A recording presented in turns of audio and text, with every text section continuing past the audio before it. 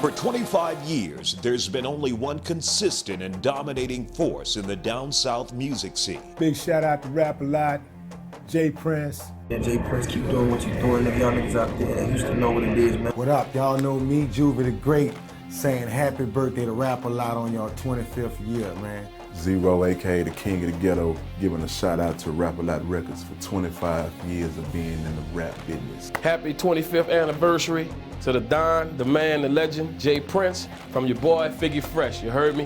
Hey, what's up? I just want to congratulate Rap-A-Lot on a successful 25 years in the game. Yo, what up, what up? It's your boy Wiz Khalifa, man. Shouting out Rap-A-Lot Records and J Prince for that 25th anniversary. It's your boy Warren G, putting it down live, y'all, for real. Want to send a shout out to the homeboy J Prince, 25th anniversary of being in this music game. Baby Bash, we in there like swimwear. I want to congratulate one of my all-time greatest influences, Rap-A-Lot Records. 25th anniversary. E40, you understand me? Up top, Northern California, you understand me? I want to say happy 25th anniversary, Rap-A-Lot Records. I love y'all. It's your boy Slim Thugger, man. Shouting out, you know what I'm saying, Rap-A-Lot and the Godfather of Houston, man, J Prince. Big Web, Solutions L, left foot, the L stand for lavender because the ladies like to put lip gloss on my lapel. Rap-A-Lot 25 years, I know what it is. Shout out J Prince. Big shout out to Rap-A-Lot, 25 years later. It was in 1986 when a laid-off Houston bank employee ventured out on a hope and a prayer. That man was James Prince. You wanna get serious? Watch me.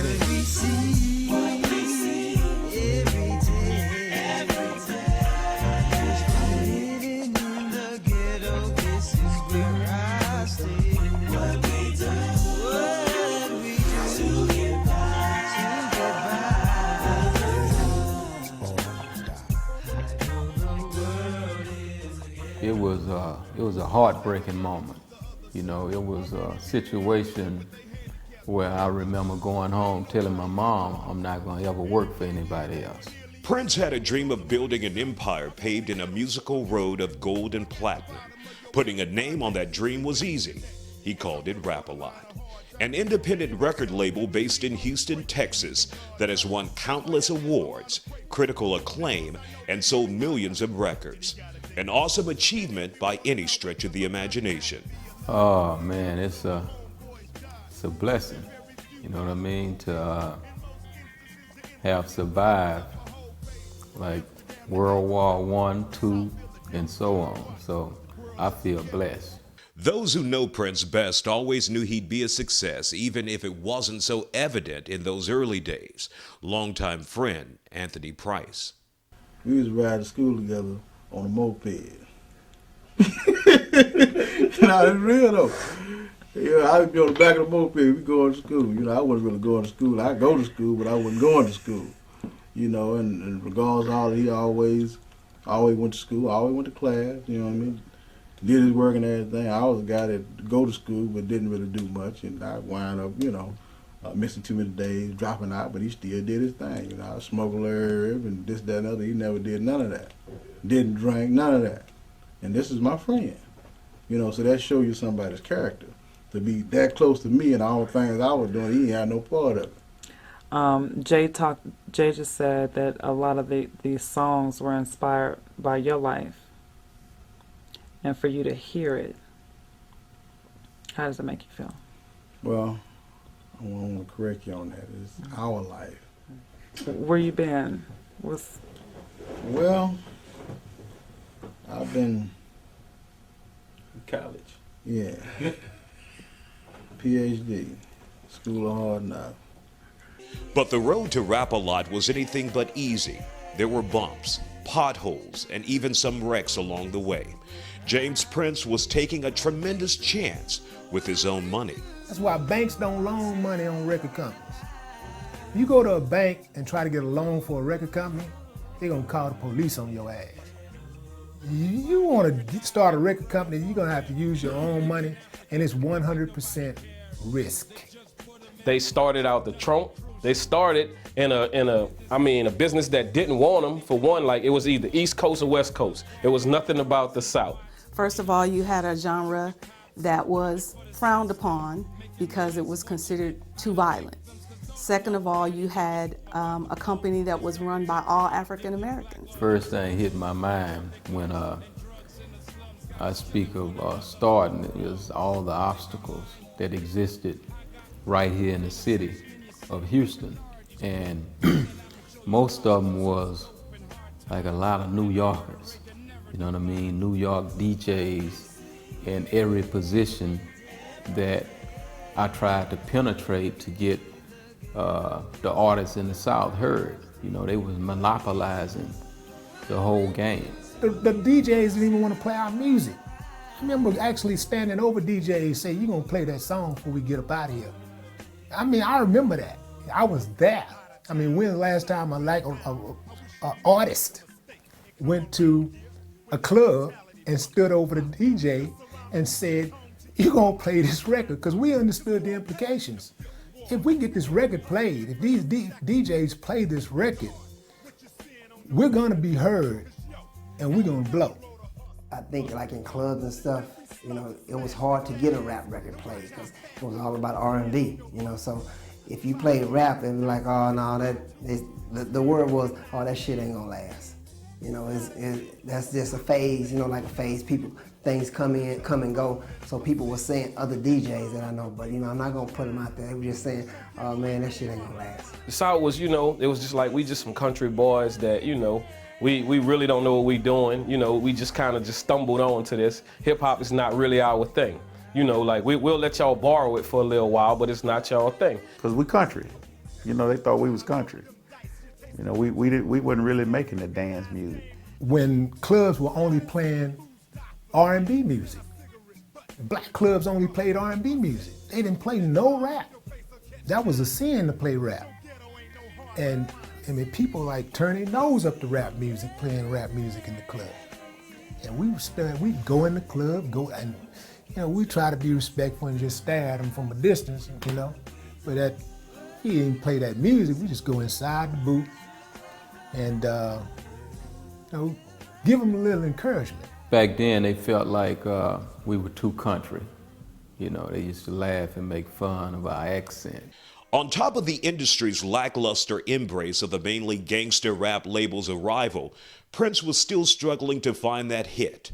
He needed a blockbuster that would put the struggling record company on the map in the late 80s. By that time, he'd signed several acts with no real breakouts. There was no one to solidify the presence of Rap-A-Lot on the national scene. I was working at the Port of Houston. I was there 10 years already, and he asked me, man, come on in and help me. Help me do this and build this.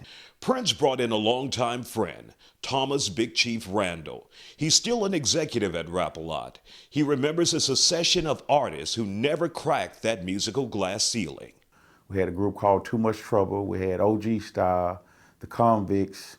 They had Big Mike, 3-2. Choice was the first female artist we had. Cliff Blodgett had just finished college.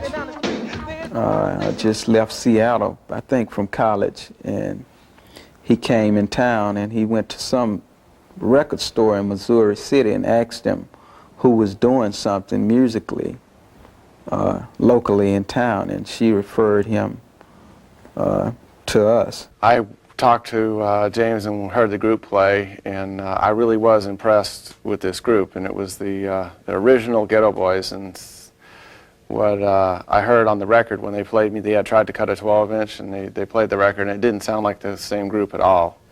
And but I was really impressed with the way the group sounded live. So while I was waiting to leave to go to Bell Labs in New Jersey, we got busy and we decided to cut a few demo tracks and see how it came out, and it came out really well. So we kept cutting more, and then by the time I was supposed to leave, I had to make a quick decision, and I decided to scrap the opportunity that I was going to and produce a full album. So I remember calling my parents and telling them, well, I'm not going to AT&T Bell Labs because I decided to produce this rap album. And they said, what? And they kind of disowned me for about a year. I don't think I talked to them. They thought I was out of my mind.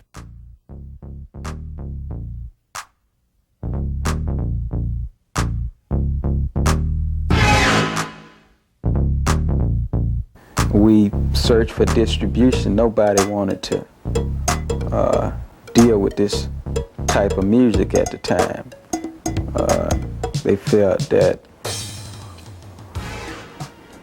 it just wouldn't work for them in their systems at the time. So what I had to do was I took one of the members that was in the Ghetto Boys, Raheem, and I done a separate album on Raheem.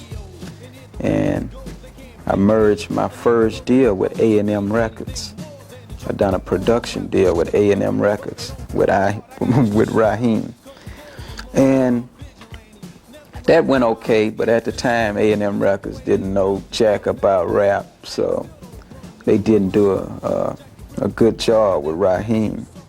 But through the advances and the money that I got from A&M, I placed a stronger foundation for Rap-A-Lot.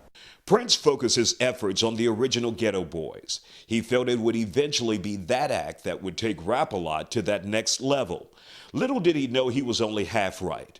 The version of the Ghetto Boys he had back in 1988, which consisted of DJ Ready Red, Bushwick Bill, Prince Johnny C, and Sir Jukebox, wouldn't last long. The group released the album Making Trouble to little commercial success.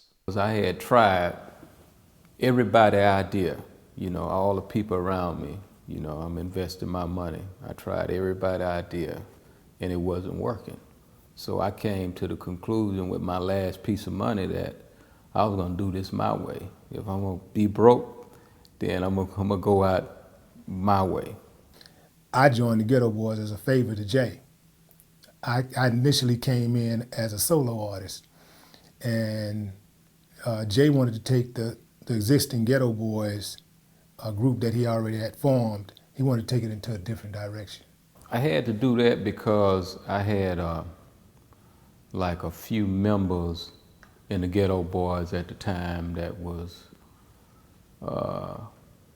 they were I wouldn't say brainwashed, but they were really trying to imitate a lot of the New York guys. Prince also added another frontman to the group. Decided to have Scarface to meet me at Ready Red's house. And I didn't tell him why. And I had my brother riding with me. And I told my brother, I say, I have a decision I'm gonna have to make. And whichever one, I'm gonna let y'all compete. And whoever the best is, I'm gonna have to go with. And it's not personal, it's business. So he was with that because he felt like he was the greatest rapper in the world, So I got him over there at Ready Red's house, and I had Red to put on the beats, and they went to flowing back and forth and kind of warming up. And they went to getting on some serious topics. And my brother, he looked at me and he was like, man, it's like he told me, I understand, man, whatever you have to do where this brother is concerned. And so I had to make a decision, and the world know the decision I made. I went with Scarface. Bushwick was brought in, like the first day we went in the studio, Bushwick came into the picture as a rapper. Bill was originally a dancer for the Ghetto Boys. So that's the way the whole clique came together.